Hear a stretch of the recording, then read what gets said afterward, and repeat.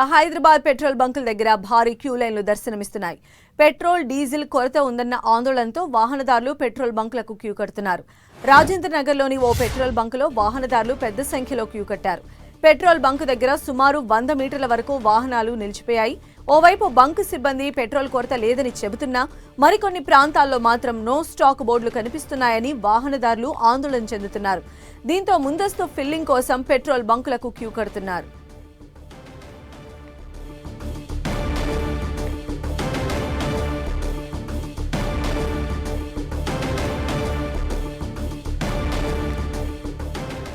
So petrol బంకుల దగ్గర భారీగా queue లైన్లను మనం 10TV విజువల్స్లో చూడొచ్చు.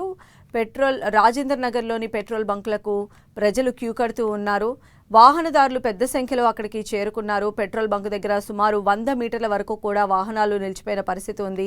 ఒకవైపు సిబ్బంది పెట్రోల్ కొరత లేదని చెప్తున్నప్పటికీ కూడా మరికొన్ని ప్రాంతాల్లో పెట్రోల్ బంకుల్లో నో స్టాక్ బోర్డులు కనిపిస్తున్నాయి. సో అందుకనే ఇప్పుడే ఫిల్ చేసుకోవడానికి ఇక్కడికి వచ్చాము అని చెప్పి వాహనదారులు కూడా చెప్తూ ఉన్నటువంటి పరిస్థితి కనిపిస్తోంది.